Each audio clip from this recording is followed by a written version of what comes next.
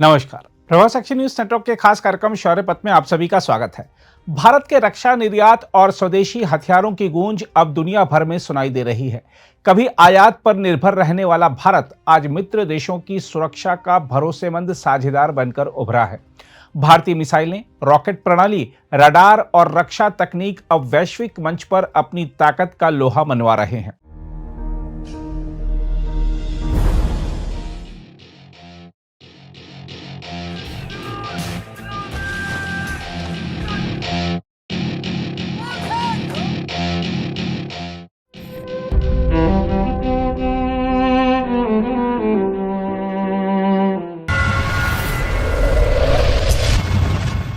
इसी उभरती सैन्य और सामरिक शक्ति की कड़ी में प्रमुख रक्षा अध्यक्ष यानी सीडीएस जनरल अनिल चौहान की आर्मेनिया यात्रा एक बड़ा और निर्णायक कदम मानी जा रही है, जो साफ संकेत देती है कि भारत अब रक्षा कूटनीति के जरिए विश्व मंच पर अपनी मजबूत उपस्थिति दर्ज करा रहा है। हम आपको बता दें कि जनरल चौहान के नेतृत्व में उच्च स्तरीय भारतीय रक्षा प्रतिनिधिमंडल 1 फरवरी को येरेवन पहुंचा, जहां उनका औपचारिक स्वागत किया गया और सम्मान गारद भी दी गई। यह पहला अवसर है जब भारत के इतने वरिष्ठ सैन्य नेतृत्व ने आर्मेनिया के साथ सीधे और व्यापक रक्षा संवाद को इस स्तर पर आगे बढ़ाया है। जनरल चौहान ने आर्मेनिया के रक्षा मंत्री सुरेन पापक्यान से विस्तृत वार्ता की। इस दौरान द्विपक्षीय रक्षा सहयोग को मजबूत करने, दीर्घकालिक सुरक्षा साझेदारी को गहरा करने और साझा सामरिक हितों को आगे बढ़ाने पर सहमति बनी।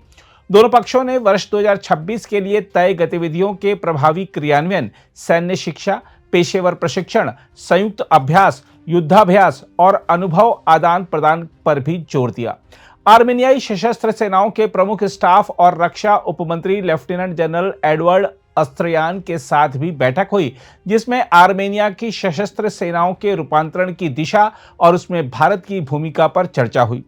येरेवन में स्थित राष्ट्रीय रक्षा अनुसंधान विश्वविद्यालय के दौरे के दौरान जनरल चौहान ने बदलते वैश्विक सुरक्षा परिवेश, शक्ति के प्रमुख निर्धारक के रूप में प्रौद्योगिकी के उदय और युद्ध के बदलते स्वरूप पर व्याख्यान दिया। उन्होंने स्पष्ट कहा कि आधुनिक युद्ध अब बहुक्षेत्रीय रूप ले रहा है, जहां स्थल, आकाश, समुद्र, अंतरिक्ष और डिजिटल फील्ड एक साथ जुड़ते जा रहे हैं। भारतीय सेना का अनुभव, अनुकूलन क्षमता और स्वदेशी प्रौद्योगिकी इस नए युद्ध वातावरण में निर्णायक साबित हो रही है। अपनी यात्रा के दौरान जनरल चौहान ने आर्मेनियाई जनसंहार स्मारक और संग्रहालय में पुष्पांजलि अर्पित कर उन लगभग 15 लाख आर्मेनियाई नागरिकों को श्रद्धांजलि भी दी, जिन्होंने प्रथम विश्व युद्ध के दौरान जान गंवाई थी। यह जनसंहार उस दौर में उस्मानी साम्राज्य द्वारा आर्मेनियाई ईसाई समुदाय के विरुद्ध किए गए सामूहिक कत्ल और जबरन निर्वासन से जुड़ा रहा है। अनेक इतिहासकार इसे 20वीं सदी के शुरुआती बड़े जनसंहारों में गिनते हैं। आर्मेनिया के लिए यह उसकी राष्ट्रीय स्मृति और कूटनीति का संवेदनशील आधार है, जबकि तुर्की आज भी इसे जनसंहार मानने से इनकार करता है। इस स्मारक पर भारतीय प्रमुख रक्षा अध्यक्ष की उपस्थिति ने मानवीय संवेदना और ऐतिहासिक पीड़ा के प्रति सम्मान का संदेश दिया। हम आपको बता दें कि भारत और आर्मेनिया के संबंधों की धुरी तेजी से रक्षा सहयोग बनती जा रही है। वर्ष 2020 के बाद से आर्मेनिया ने भारत से कई बड़े रक्षा समझौते किए हैं। इनमें पिनाका बहुनली रॉकेट प्रक्षेपक, आकाश वायु रक्षा मिसाइल, तोपें, टैंक रोधी मिसाइलें, रडार, गोला बारूद और अन्य सैन्य सामग्री शामिल हैं। आर्मेनिया आकाश प्रणाली को अपनाने वाला पहला विदेशी देश बना। स्वाति अस्त्र खोजी रडार की आपूर्ति भी भारत ने की। हम आपको याद दिला दें कि वर्ष 2022 में पिनाका प्रणाली की 4 बैटरी का समझौता हुआ था, जिसकी कीमत हजारों करोड़ रुपए आंकी गई। हाल ही में निर्देशित पिनाका रॉकेट की पहली खेप भी आर्मेनिया रवाना की गई। आर्मेनिया ने वायु प्रक्षेपास्त्र में भी रुचि दिखाई है और अपने सुखोई 30 लड़ाकू विमानों के अपग्रेडेशन पर भी विचार कर रहा है। हम आपको बता दें कि आर्मेनिया लंबे समय तक सोवियत और रूसी मूल के हथियारों पर निर्भर रहा है। भारत ने भी ऐसे हथियारों को आधुनिक बनाने और नई प्रणालियों के साथ जोड़ने में दक्षता दिखाई है। यही साझा पृष्ठभूमि दोनों देशों को स्वाभाविक साझेदार बनाती है। आर्मेनियाई अधिकारियों ने भारतीय अनुभव को प्रभावशाली बताया है। बदलते क्षेत्रीय हालात, खासकर अजरबैजान और तुर्की से तनाव ने आर्मेनिया को अपने रक्षा स्रोतों में विविधता लाने को प्रेरित किया है। ऐसे समय भारत एक भरोसेमंद साथी के रूप में उभरा है। दूसरी ओर तुर्की, पाकिस्तान और अजरबैजान के बीच बढ़ती सामरिक नजदीकी भी क्षेत्रीय समीकरणों को प्रभावित कर रही है। इन तीनों ने कई मौकों पर एक दूसरे को खुला समर्थन दिया है, संयुक्त अभ्यास किए हैं और सैन्य सहयोग बढ़ाया है।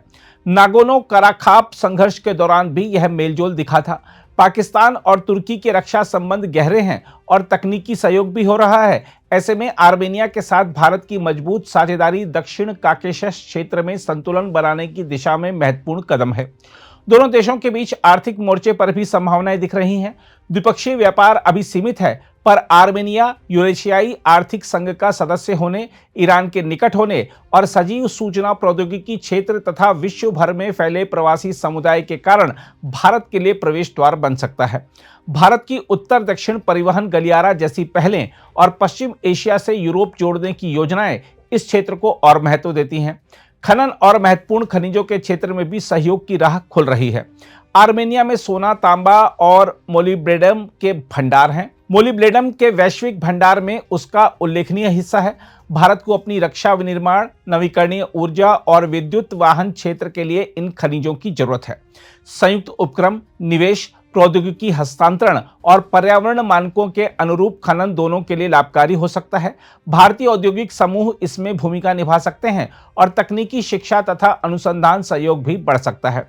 कुल मिलाकर जनरल अनिल चौहान की यह यात्रा केवल औपचारिक नहीं बल्कि रणनीतिक संकेत है कि भारत अपनी रक्षा कूटनीति को नए क्षेत्रों तक फैला रहा है और मित्र देशों की सुरक्षा जरूरतों में भरोसेमंद भागीदार बन रहा है।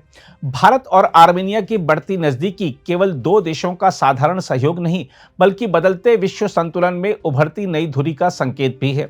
जब भारत के स्वदेशी मिसाइल, रॉकेट प्रक्षेपक और रक्षा प्रणालियां दूर देश की सीमाओं की रक्षा में भरोसा जगा रही हों, तो यह भारतीय विज्ञान, उद्योग और सैनिक कौशल की सीधी विजय है।